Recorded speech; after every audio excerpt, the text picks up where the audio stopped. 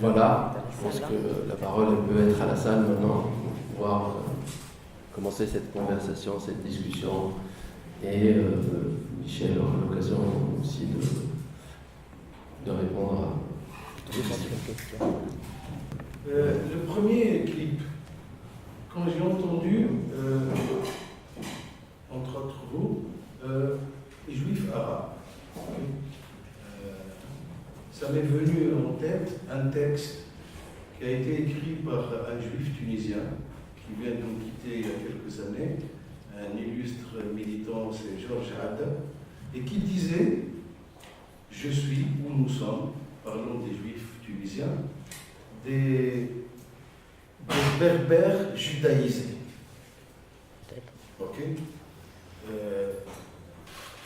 Donc, utiliser déjà en ce moment, en ces temps-ci, l'idée de berbère, c'est même contesté par les Amazirs. Ok. La chose Amazir, le fait de remettre en cause, y compris la colonisation arabe. Parler de peuple arabophone, oui, mais parler d'arabe aujourd'hui, avec la manière de reposer des problèmes et de remonter dans l'histoire, ça pose problème. Bon, j'ai pas envie de compliquer davantage les choses, mais c'était juste pour provoquer un peu. Je me posais la question, est-ce que vous considérez qu'actuellement en France, il y a des mouvements politiques, des partis qui sont en mesure de relayer vos positions, les positions de l'JFT au niveau national, sur le plan médiatique par exemple? Je voulais juste apporter une précision sur ce qu'a dit Fatih.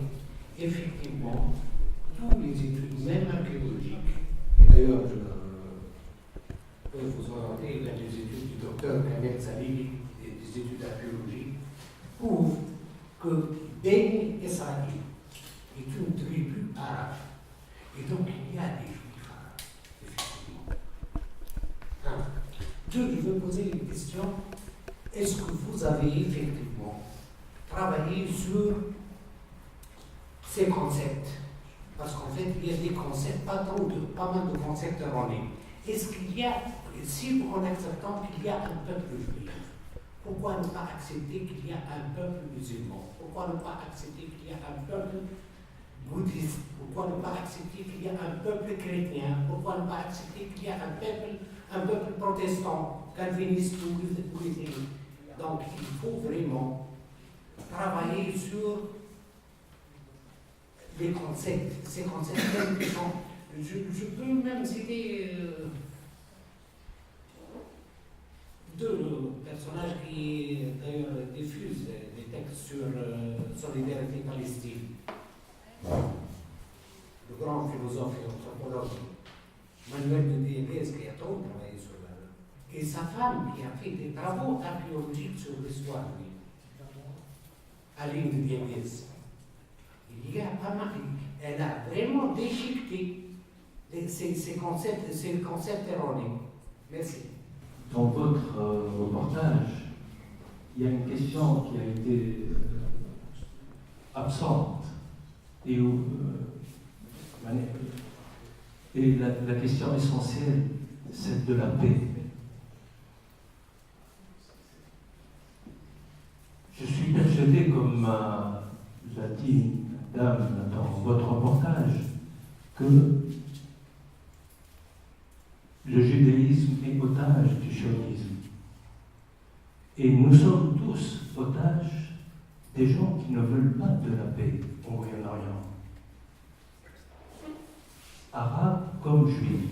D'ailleurs, il y avait un grand écrivain et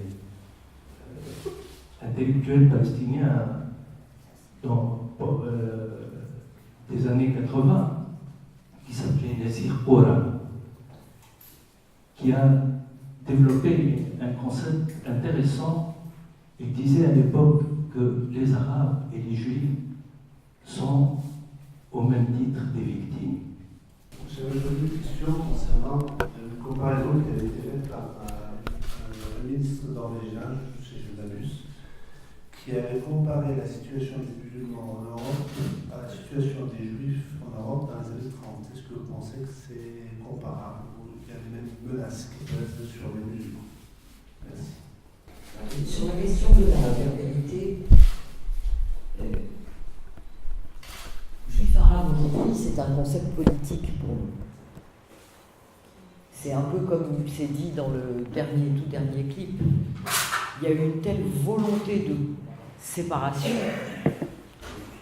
qu'il s'agit pour nous de restituer quelque chose qui a existé longtemps, c'est-à-dire le fait qu'il y avait dans le monde arabe des Arabes juifs, il y avait des Irakiens juifs, des Syriens juifs, des Libyens juifs, des Marocains juifs, des Tunisiens juifs, des Algériens juifs. La colonisation et la décolonisation ont entraîné un véritable arrachement, et le sionisme aussi, pardon. Colonisation, décolonisation, sionisme, ce sont les étapes de l'arrachement du monde arabe, de toute sa population juive quasiment. Et pour nous, il s'agit de restituer ce concept-là, non pas comme un concept d'une précision historique infaillible, parce qu'effectivement, moi je sais que je suis d'origine berbère, qu'une grande partie de ma famille est d'origine berbère, et ça n'enlève rien au droit de la berbérité et à l'existence de la berbérité, c'est une évidence. Mais ça pose un peu la question, au fond, qui est, je n'ai peut-être pas dit, c'est au fond à qui s'adresse ces clips. La question, c'est qui le dit et pour qui. Et nous nous adressons à un public français qui est un public large. Nous considérons que nous nous adressons aussi bien à des sionistes à qui nous essayons de faire entendre une autre voie possible, peut-être vers la paix, j'y reviendrai, les conditions de la paix. Nous nous adressons aussi à une population qui est très ostracisée, victime de racisme en France,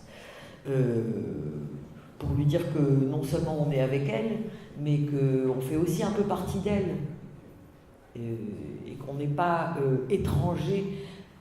Si vous voulez, c'est ce qu'on sent aussi dans le premier clip, c'est-à-dire le lien personnel qui amène chacun d'entre nous à ce militantisme est un lien qui est fait d'histoire. Alors il y a l'histoire des juifs du monde arabe, et puis il y a l'histoire des juifs européens.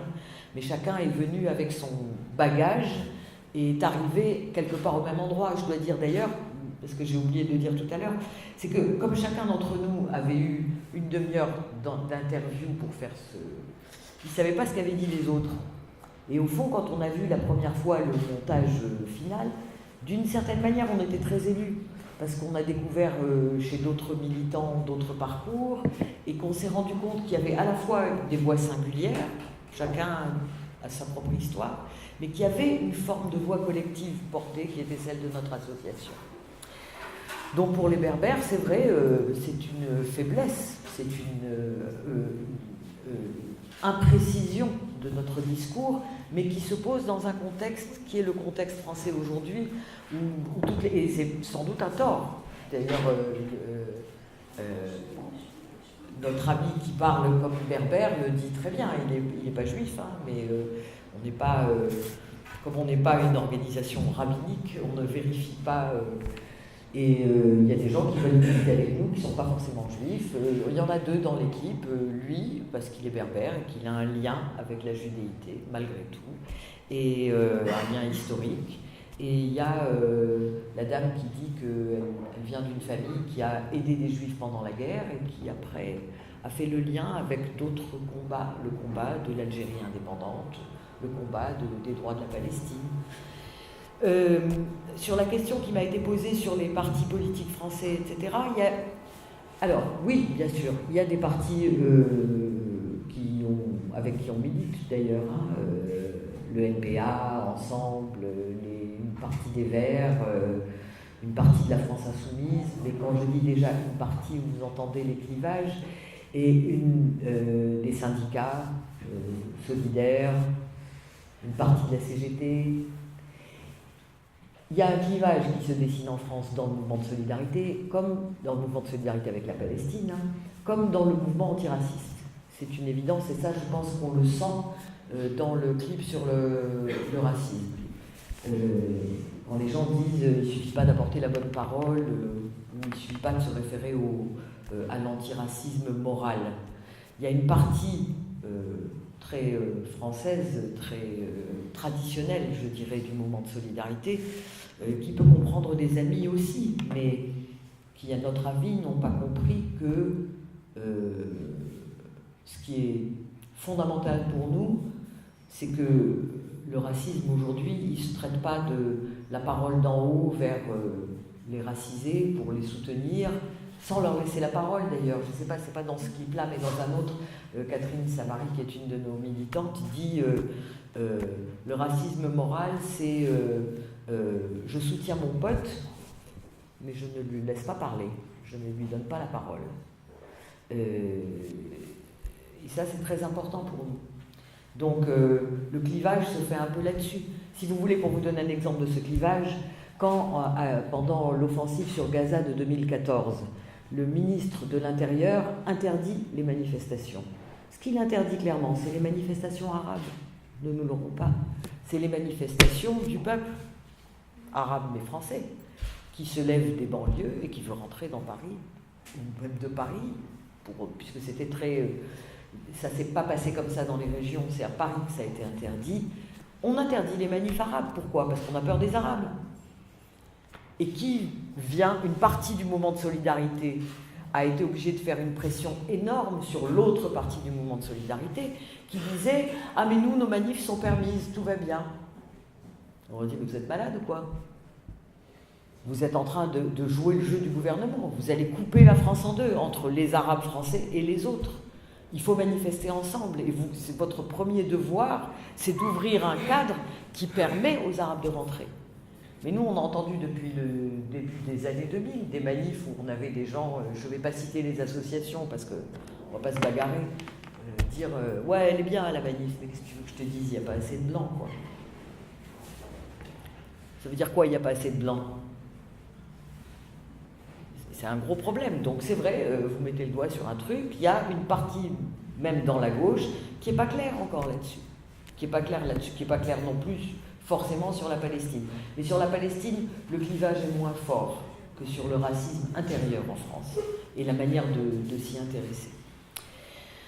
Ah, sur la question du peuple, il y a des séminaires entiers, qui est un peuple et qui ne l'est pas. Je ne peux que donner ma définition personnelle sur la question de l'identité. Pour moi, l'identité, ça ne se discute pas. Shlomo Zand, qui est un auteur israélien qui a écrit « Comment le peuple juif fut inventé », c'est quelque chose qu'on oublie très vite. Dans le premier chapitre, il explique que tous les peuples ont été inventés. La notion de peuple, c'est une construction. C'est une construction. C'est une construction collective, individuelle, avec des liens, etc. Si à un moment donné, des gens décident qu'ils ont assez de choses en commun pour faire peuple, alors ils font peuple. Et si à un moment donné de leur histoire, les Juifs ont décidé qu'ils pouvaient faire peuple, alors ils font peuple. Pour moi, ça ne se discute pas. Ça ne donne aucun droit sur la Palestine, que ce soit clair, dans mon point de vue en tout cas.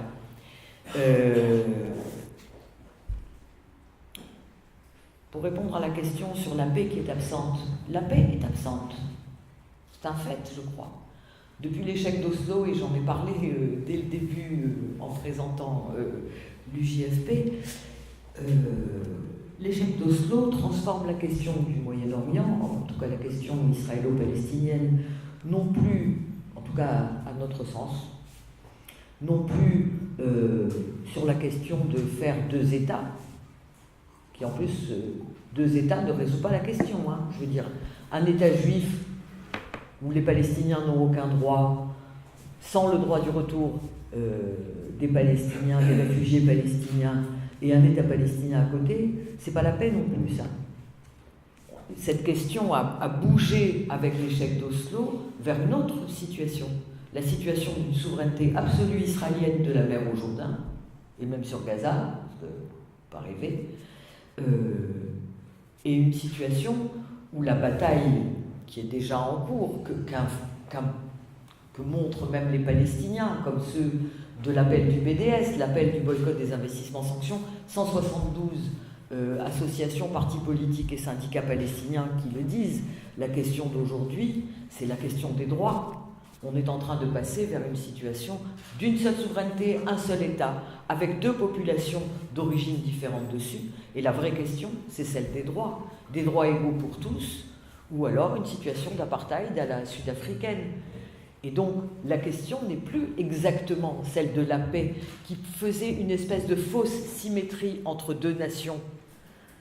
Parce que s'il y a deux nationalismes, alors il peut y avoir deux États et on peut couper en deux, mais personne n'a jamais voulu couper en deux. Même le premier découpage de l'ONU, c'est un découpage de 78-22, c'est pas un découpage, c'est pas 50-50. C'est pas ça la réalité. La réalité, c'est aujourd'hui deux populations qui arrivent à égalité sur le même territoire. Les Palestiniens sont aujourd'hui pas loin, ils sont à 5 900 000, je crois, c'est les derniers chiffres fournis par l'autorité palestinienne. Les Israéliens sont autour aussi de 6 millions. On est à égalité. Et dans très peu de temps, les Palestiniens seront plus nombreux que les Israéliens. Et la question, ce qui se posera, ce sera réellement celle de comment on vit sur le même territoire, avec quelles valeurs. Des valeurs de discrimination et d'apartheid, des citoyennetés de seconde zone ou des non-citoyennetés, ou alors une citoyenneté et un État démocratique pour tous. Donc c'est plutôt comme ça que nous, en tout cas, nous nous situons aujourd'hui. Est-ce que c'est vrai qu'on peut comparer la situation des musulmans à celle des juifs dans les années 30 ? Pour nous, ce qui est très clair, c'est que c'est la situation des Roms qu'on peut comparer à celle des juifs dans les années 30. En France, aujourd'hui, les Roms sont considérés comme des sous-hommes. On a des véritables pogroms qui se sont passés sur des camps roms avec la police les bras croisés qui regardait faire, voire qui participait au pogrom. On a des bâtiments qui hébergeaient des Roms qui ont été brûlés avec des Roms brûlés vifs. On a des gens dans une situation catastrophique. Les musulmans sont, à mon sens, sont pas dans cette situation, mais ils sont dans une situation où, au moins depuis la loi contre le foulard de 2004 en France, commence à se développer une législation de discrimination à l'égard d'une partie des citoyens. On est donc dans une situation violemment raciste, avec des épisodes comme la burqa, pas la burqa, oui, la burqa c'est un épisode, le burkini, des épisodes délirants, mais qui sont en train de se multiplier. Et qui font porter un risque sérieux, et qui font vivre à la population musulmane en France une situation insupportable. Alors, je dirais comme avant les années 30, comme l'antisémitisme français d'avant les années 30. Parce que les années 30, c'est trop près de la Deuxième Guerre mondiale, il y a déjà une chape de plomb beaucoup plus violente. Mais on a une situation de... On a des meurtres policiers non punis. Oui, on est dans cette situation. Je crois que dans le problème israélien, il y a beaucoup d'ambiguïté. Les séfarades, par exemple, ils sont très proches des Arabes. Mais quand il s'agit d'Israël, ils se rebutent. Et c'est autre chose. Le problème est là. Cette notion de juif et d'arabe, elle est effacée par rapport à quand on parle de religion. C'est ce qu'il faudrait, c'est lutter contre ces aspects de religion. Les séfarades, ils sont gentils avec les Palestiniens dans l'ensemble.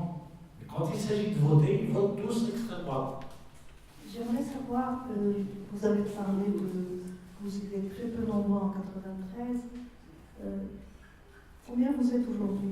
Que représente votre groupe? Parce que vous en demandez de devenir un groupe de pression. Moi, je vous connais à travers Facebook, je vous connais, il me semble que je ne vous ai jamais vu à la télévision ou sur les chaînes françaises.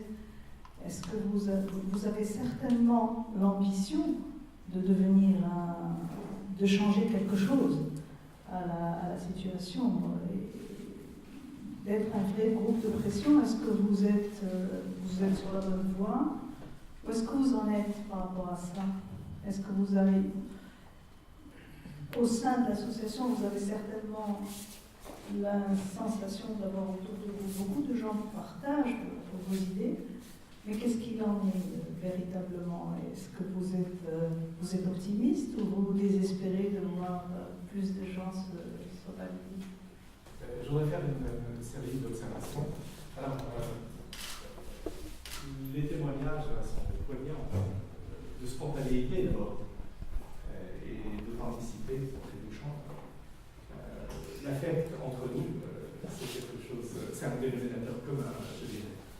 Alors, je regrette qu'il n'y ait pas eu quelques figures, et puis pardonnez-moi cette réflexion, mais une dame comme Gisèle Halimi ou comme Jean Daniel méritait de figurer dans ce casting. Ils ne sont pas des rendus. Je ne sais pas s'ils ont été sollicités. Mais alors, je vous dis, j'ai parlé de Jean Daniel exprès parce que je vais apporter une réflexion de Jean Daniel faite sur à propos de Habib Bourguiba.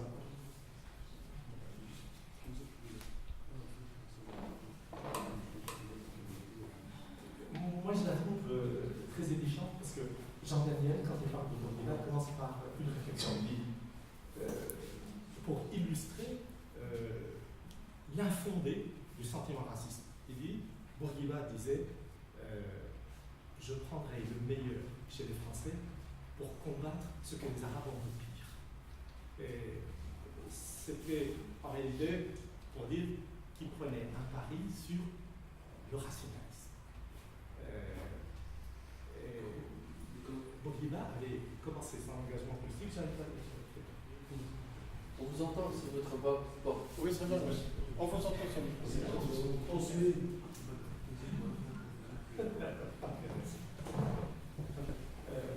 Bourguiba était étudiant à la Sorbonne et un jour il reçoit la statue d'Auguste Comte avec une citation.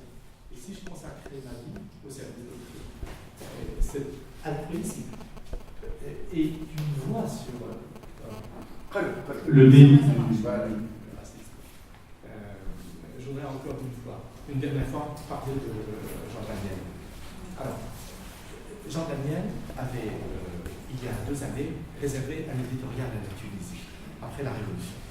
Il disait, il y a 2 citations que je rapporte. Il dit, la Tunisie, par son histoire, c'est une deuxième Grèce. Il disait pas, c'est la petite Grèce, c'est la Grèce du Sud. Vous imaginez un petit peu la taille historique qu'il nous donne. Et il rajoutait, j'y ai des attaches qui ressemblent à des racines. Ceci pour annoncer que aborder la proximité judéo-arabe sous l'angle technique est peut-être une maladresse. Si on la rapporte au plan culturel, eh ben, l'identité et la similitude est frappante et elle est instantanée. Et les cloisons tombent. Il n'y a pas Jean Daniel, juif algérien, Bourguiba, musulman, tunisien.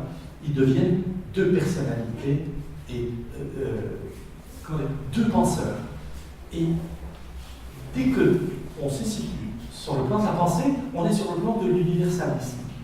Et je crois que tout à l'heure, quand mon voisin parlait d'histoire, parlait le problème de la paix, c'est pour dire que si on lutte contre, on s'engage sur le terrain de la lutte contre le racisme, on reste un petit peu en suspens. Parce que moi j'entends parler du Bédard, par exemple, qui est une association, je finis bientôt, une association sioniste militante, des activistes sionistes. Mais les gens ne s'opposent jamais à la vôtre, parce qu'on se dit lutter contre le racisme est une forme d'errance au plan militant. Ça finira par disparaître, ça n'aura aucun écho, ça sera relayé par personne. Alors que si vous, point de vue, si vous donnez un objectif à votre action, en allant tout droit à la paix, on serait sur un plan concret. Et on dira, ces gens militent pour quelque chose de clair et de perceptible. Merci beaucoup. Merci.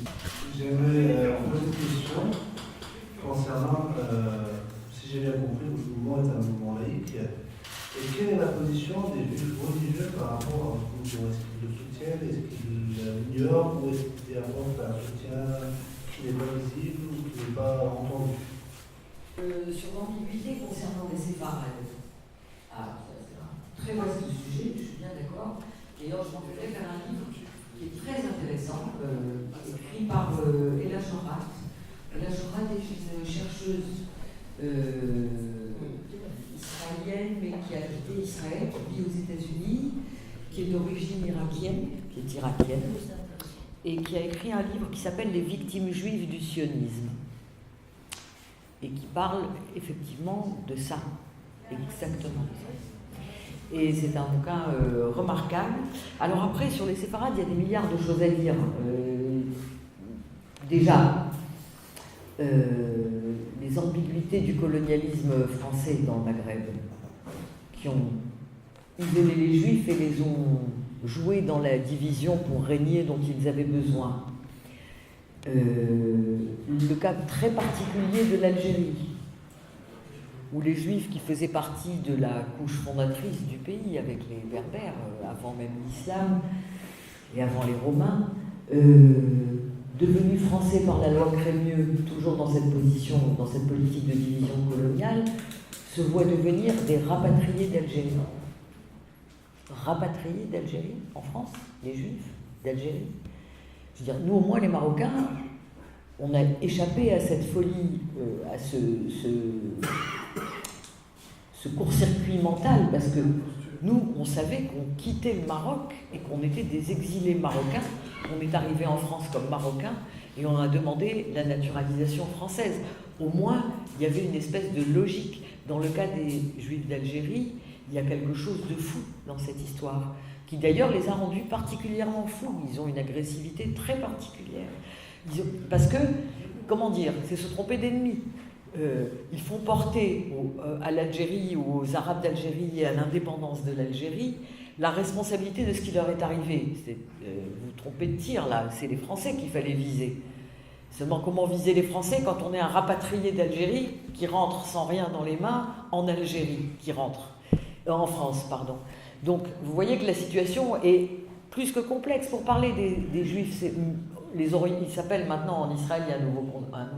Depuis quelques années, on ne parle plus des Juifs séfarades, on parle des Juifs orientaux, les Mizrahim, c'est-à-dire les Juifs issus du monde arabe, au fond. Eux, si je prends le cas des Juifs marocains, il y a eu un recensement fait au Maroc par les sionistes avant 1948, avant l'État d'Israël, dans tout l'Atlas, village par village. Et il y avait des milliers de villages et des centaines de milliers, enfin pas des centaines de milliers, mais des dizaines de milliers de Juifs qui vivaient dans ces villages, qui sont restés littéralement intacts. Quand on va dans l'Atlas, on voit des villages entiers, alors en ruine avec le temps, mais intouchés, pas repris même par les habitants qui ne comprennent pas, qui disent « bah non, ça appartient aux Juifs, c'est là, c'est tout, voilà ». Ces gens berbères, pour le coup, vraiment berbères, ont été ramenés en Israël quand on avait besoin d'eux, avec une espèce de confusion religieuse sur la montée à Sion, qui est une montée spirituelle. C'était des Juifs, comment on dit, très, très pieux, qui ont été pris dans cet engrenage-là. Arrivé en Israël, quelle est la première phrase de Ben Gurion quand il voit arriver les Juifs marocains? Il dit à son gouvernement, vite, vite, vite, transformez-les en Juifs. Ils avaient trop l'air d'arabe, tout en étant berbères, pour accentuer la complexité. Les Juifs marocains en Israël, pour exister, pour être admis, pour ne pas être traités comme les derniers des derniers, comme ils ont été traités d'ailleurs, et comme ils continuent à l'être d'une certaine manière, ont dû faire la preuve qu'ils n'étaient pas arabes. Ils ont dû effacer leur arabité, c'est-à-dire écraser leur culture. Alors, pour les Juifs marocains, c'était peut-être écraser la berbérité, mais pour les Juifs irakiens, ça a été un arrachement épouvantable. Les Juifs irakiens qui ont été chassés d'Irak après les interventions du Mossad qui faisaient sauter la synagogue pour leur faire peur, et qui arrivent en Israël et qui, pour eux, il y a le très beau travail sur la langue, sur les langues perdues par Nurit Aviv, qui fait parler ces gens, qui disent on a perdu la moitié de nous-mêmes en perdant notre langue et notre culture. Donc ce sont des gens qui ont été extrêmement, d'abord manipulés par l'histoire. Il ne faut pas rêver, ils ont été manipulés par l'histoire, par la colonisation, par le mouvement décolonial, par le mouvement sioniste, et très maltraités. Alors la bonne nouvelle quand même, c'est qu'il y a un regain. On a interrogé avec Eyal Sivan, d'ailleurs, on avait fait une tournée du mouvement Mizrahi d'aujourd'hui en Israël, et il y a on demandait à un des poètes de ce mouvement, parce qu'il y a aussi un mouvement poétique qui s'appelle Ars Poetica, et on demandait à un de ces poètes, mais il y a eu des grands moments dans la lutte des séfarades en Israël, il y a eu les Panthères Noires, et puis il nous a dit, c'est comme les Noirs américains aux États-Unis. Quand a commencé la lutte des Noirs américains? Au moment où ils ont posé le pied comme esclaves sur la terre américaine. Il n'y a jamais cessé d'avoir des luttes orientales en Israël, et les Panthères Noires, qui étaient un mouvement très marocain essentiellement de lutte, faisaient le lien avec la cause palestinienne. Alors ils ont perdu la bataille à l'époque, et les Mizrahim d'aujourd'hui refont le lien, tout en passant par des épisodes comme le vol des enfants. Vous connaissez l'histoire du vol des enfants dans les années 50, dans les dispensaires et dans les hôpitaux et dans les jardins d'enfants israéliens.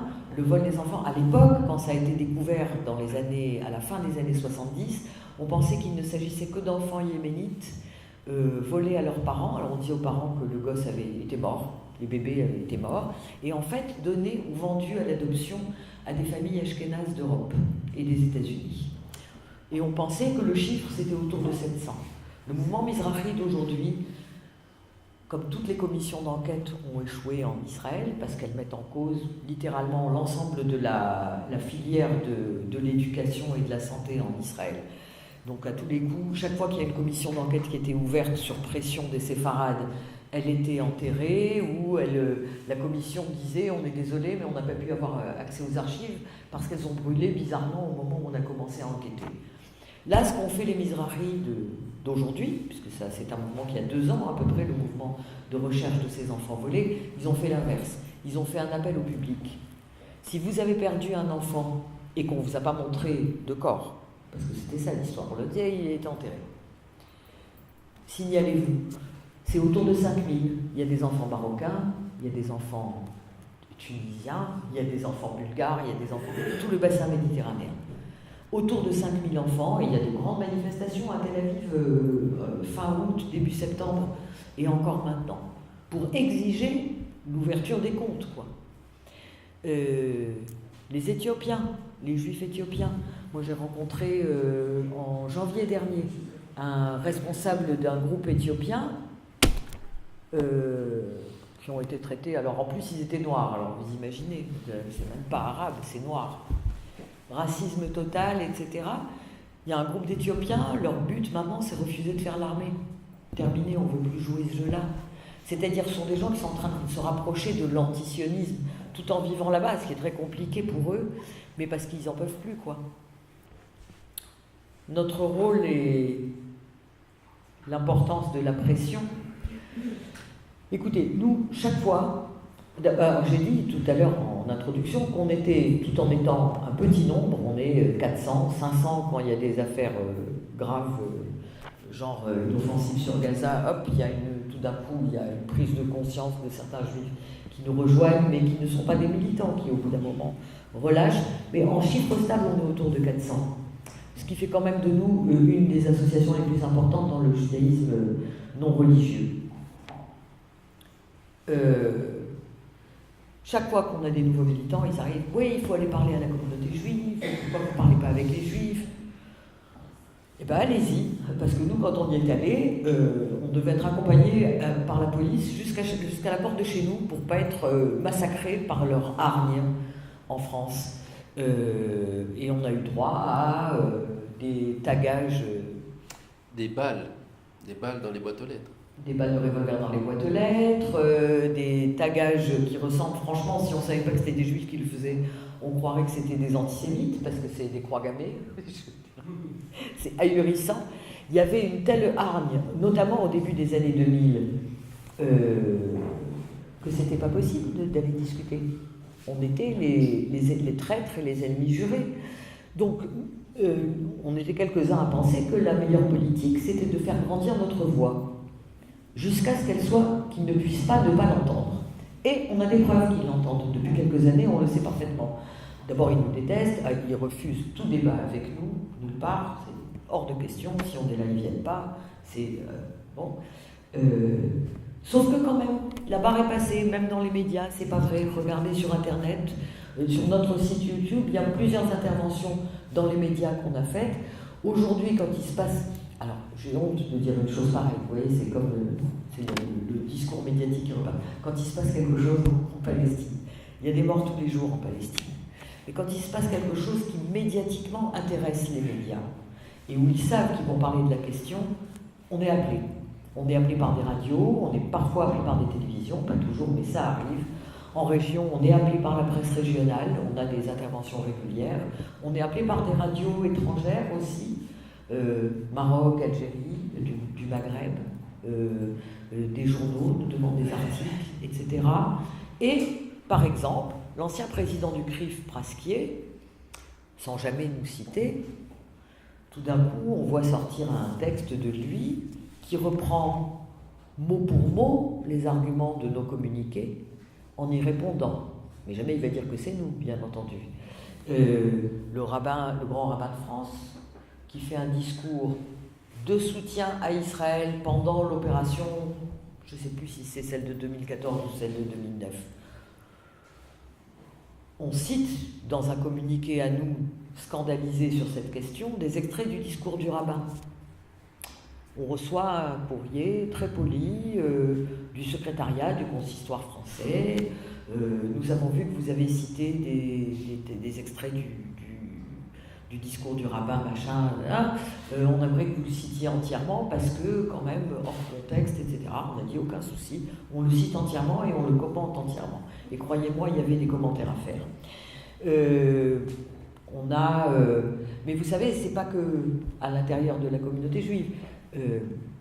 Comment on tue un ouvrage antisioniste en France,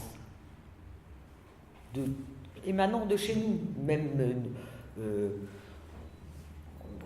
des militants à nous sortent un livre, et Yann Sivan, Armel Laborie sortent un livre sur le boycott académique et culturel. Comment on le tue? Pas un mot dans la presse. Il suffit de pas en parler. Comment on tue des films? Arte produit un film, ou coproduit un film sur la question palestinienne, un film intéressant, de notre bord, je dirais. Ils ne le montrent pas, c'est tout. C'est pas un problème, ils ont les droits pendant 5 ans, je crois. Ils ne le montrent pas. Donc, c'est une bataille dure, bien sûr, c'est une bataille dure. Mais en même temps, voilà, on sait pourquoi on bosse et on considère que c'est très important. C'est très important. Et la partie des religieux par rapport à nous,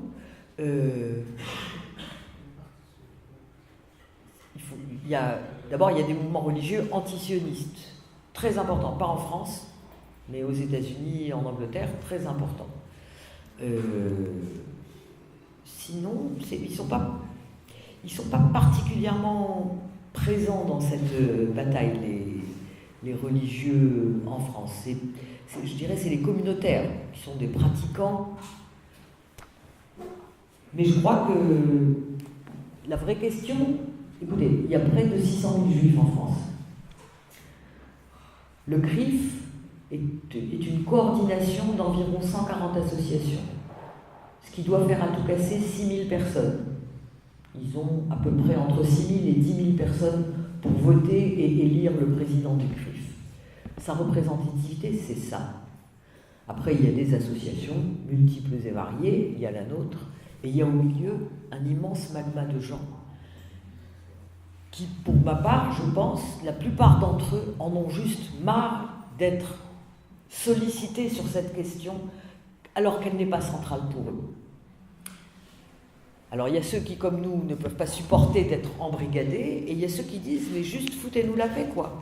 On est des juifs qui vivons en France, on s'en fout d'Israël, il y a ceux qui s'en foutent, hein. Il y en a beaucoup qui s'en foutent, et qui ne supportent pas d'être pris en otage dans cette situation-là et qui ne s'expriment pas. Ça ne veut pas dire...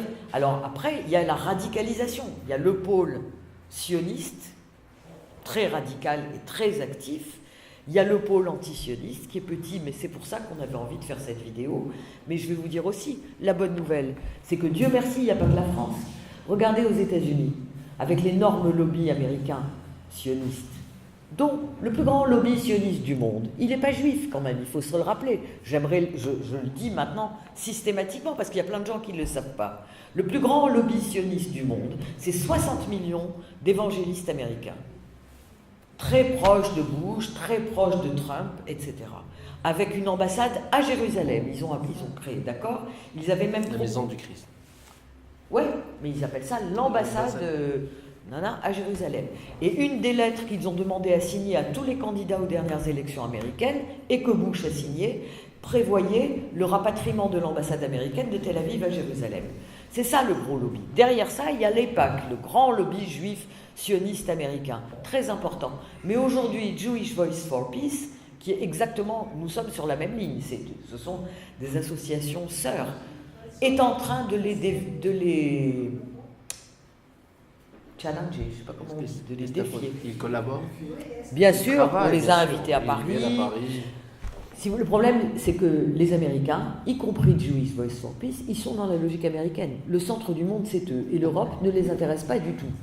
Nous, ils nous intéressent. On les a invités, on les a fait venir, on fait partie d'un groupe juif antisioniste international avec eux. Et on travaille avec eux. Sur BDS, ils sont comme nous, ils sont militants pour le boycott, etc. Ils sont en train de défier AIPAC. Ils y arrivent. Regardez les universités américaines, les universités françaises sont mortes au niveau du militantisme. Le grand problème du gouvernement israélien aujourd'hui, c'est la position des jeunes juifs dans les universités américaines. Ils ont tout fait par les avoir, ils ont essayé de leur payer, ils leur ont payé, c'est le Bétar Taglit, je crois que ça s'appelle le Taglit. Ils leur payaient les séjours en Israël pour qu'ils découvrent les vertus du sionisme et d'Israël. Ça ne marche pas. Ils sont terrorisés parce que la jeunesse américaine juive est en train de basculer et rentre dans les mouvements pro-palestiniens. C'est une bonne nouvelle. Alors en France, on n'y est pas, parce qu'on n'a pas le même judaïsme ni la même histoire des juifs français qu'aux États-Unis. Mais moi, je reste optimiste. Je pense que ça viendra. Sur Jean Daniel et la paix, nous, on s'appelle l'Union juive française pour la paix. Donc le programme de la paix, je l'ai dit, il est intrinsèque à notre programme. Et en même temps, j'ai expliqué pourquoi on s'était, avec l'échec d'Oslo, on s'était éloigné de ce concept de paix. Et d'ailleurs, le paix dans UJFP, on a très souvent, entre nous, on se le dit en rigolant, on est l'Union juive française pour la Palestine. Alors, les personnes qui ont déjà pris la parole, vraiment, je vais m'excuser, mais vraiment très gentiment, s'il vous plaît. Alors, j'ai une intervention d'une personne qui n'avait pas pris la parole. S'il y a d'autres qui n'ont pas pris la parole, on fait vraiment un dernier tour et après on clôture et puis vous aurez l'occasion peut-être d'échanger directement avec Michel. Tiens. Je profite le temps que le micro passe. J'ai l'immense plaisir aussi d'avoir dans la salle une camarade de combat, Nassera Doutour, qui mène un combat pour la vérité sur les disparus en Algérie, et qui est un combat très courageux qu'il menait depuis des années sur des milliers de disparus en Algérie, et que le hasard de ses agendas a permis qu'elle soit là parmi nous ce soir. Donc bienvenue.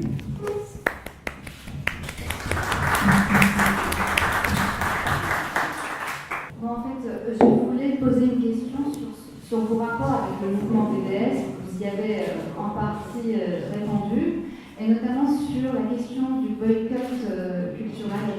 Parce qu'en Tunisie, par exemple, les positions sur le boycott culturel se font plus entendre que sur la question du boycott économique. La raison me paraît évidente, dans la mesure où la question de l'économie elle est tentaculaire, c'est difficile à cerner. La culture, c'est un peu le parent pauvre dans le pays, et donc dès qu'il y a une manifestation culturelle ou qui pose problème de ce point de vue-là, on appelle au boycott. J'en parle parce que, par exemple, un cinéaste comme E.L. Sivan, je ne pourrais pas le programmer à la fac dans un ciné-club universitaire. Idem pour Ali Mograbi. Donc voilà, autant pour la question du boycott économique, ça me paraît évident, autant pour le boycott culturel, à mon avis, ça mérite une précision. Qui existe. Des institutions culturelles à la limite, oui, mais boycotter des artistes, ça me paraît très très problématique. D'autant plus que c'est une atteinte à la liberté du spectateur. Et puis alors le deuxième point sur lequel je voudrais intervenir, mais là je vous fais part de mon impression par rapport aux images. Si vous avez choisi à un moment donné de vous adresser à un public par le biais des images, je sais qu'il n'y a aucune prétention de cinéma dans ces images, mais quand même, j'ai été interpellée par quelque chose qui m'a un tout petit peu gênée, l'éclairage. C'est un éclairage assez cru, un fond blanc, et à la limite, les militants apparaissent un tout petit peu comme des fantômes ou des rescapés. J'aurais aimé les voir, par exemple, dans leur cadre de vie, qu'il y ait un peu plus de vie dans ces images. Bon, vous avez été conseillé, entre autres, par E.L. Sivan. La question des parcours individuels est très, très importante. C'est ce qu'on voit, d'ailleurs, dans la première vidéo. Mais j'aurais aimé qu'il y ait quelque chose au niveau des images qui fasse écho à ces parcours individuels. Les paroles sont très très fortes, hein. Mais j'ai trouvé que ça baignait un petit peu dans un cadre un tout petit peu institutionnel, décor uniformisé, une chaise noire en l'occurrence, un fond blanc et puis le logo de l'association. Voilà. On aurait pu peut-être commencer par là, parce que c'est vraiment ça se croise beaucoup avec ce qu'on a pu vivre en Tunisie sur les différentes questions qui ont remonté sur la scène. Donc, je laisse à Michel. Alors, sur le boycott culturel, beaucoup de choses à dire à votre intervention, madame. D'abord, je ne saurais trop recommander de lire les directives des premiers concernés, c'est-à-dire du mouvement palestinien du BDS. Ça ne m'épate toujours quand on se réfère au BDS, on pratique le BDS en France ou ailleurs, sans lire attentivement ce que les Palestiniens eux-mêmes ont pris la peine de définir comme cadre. Et franchement, ils ont été extrêmement précis, autant que faire se peut. Et sur le boycott culturel, il y a des directives palestiniennes écrites par le Bureau national palestinien du boycott des investissements sanctions, qui explicitent de manière très précise qu'est-ce qu'on boycotte et qu'est-ce qu'on ne boycotte pas, en définissant même la zone d'ombre qu'ils appellent la zone grise, et en donnant des exemples. D'une manière d'ailleurs globale, ce qui est boycotté, c'est tout ce qui est institution du sionisme, institution israélienne. En l'occurrence, concernant l'exemple que vous avez donné de cinéastes, sont boycottables non pas les individus, jamais dans le BDS, en tant qu'eux-mêmes, ni s'ils sont scientifiques. Un scientifique qui vient en Europe à titre individuel travailler sur une recherche n'est pas boycottable. Si son université est impliquée dans la recherche, c'est l'université israélienne qui est boycottée, pas lui. Un cinéaste israélien vient présenter son film, il n'est pas sponsorisé par l'ambassade d'Israël, il n'est pas quelqu'un qui a pris des positions publiques, je cite presque de mémoire la définition de la zone grise, de soutien explicite à Israël et au sionisme, etc. Il n'est pas boycottable. Un chanteur israélien vient chanter en Europe, non sponsorisé par l'ambassade d'Israël, non promu par Israël, n'ayant pas tenu de propos publics, répétés, importants, ne servant pas de ce qu'ils appellent, eux, dans le système de la propagande israélienne, d'ambassadeurs de la paix, puisqu'ils ont désigné par exemple, comment il s'appelle, Idan Michael, je crois qu'il s'appelle, j'ai oublié son nom, Idan Reichel, c'est un ambassadeur de la paix, c'est-à-dire c'est un chanteur israélien qui a signé l'accord avec la propagande israélienne. Il représente Israël à l'étranger et il défend les positions d'Israël. Idan Rachel est boycottable, même s'il vient tout seul dans une tournée. Et on ne s'est pas privé de le dire et d'aller manifester quand il a chanté à Paris. Eyal Sivan n'est pas boycottable dans cette norme-là, pas plus qu'Avi Mougrabi. Maintenant, là où il y a une différence à faire et où je ne me permettrai pas de la détailler parce que je ne la connais pas bien, mais j'ai entendu Omar Barghouti lui-même, puisqu'on en a discuté ensemble, dire il y a des choses différentes entre ce qu'on attend, nous, Palestiniens, du monde arabe et ce qu'on attend du reste du monde. Le BDS, c'est l'ensemble. Mais dans le monde du monde arabe, on attend qu'il ne normalise pas de situation. Et là, peut-être, il y a quelque chose à vérifier, mais moi, si j'avais envie de le vérifier, je le vérifierais avec d'abord les premiers concernés, c'est-à-dire les Palestiniens.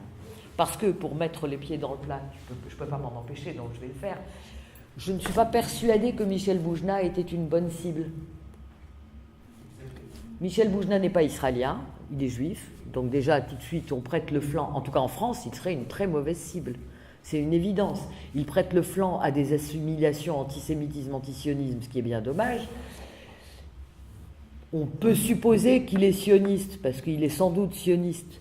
Ce n'est pas non plus quelqu'un qui a tenu de grands discours flamboyants de défense d'Israël.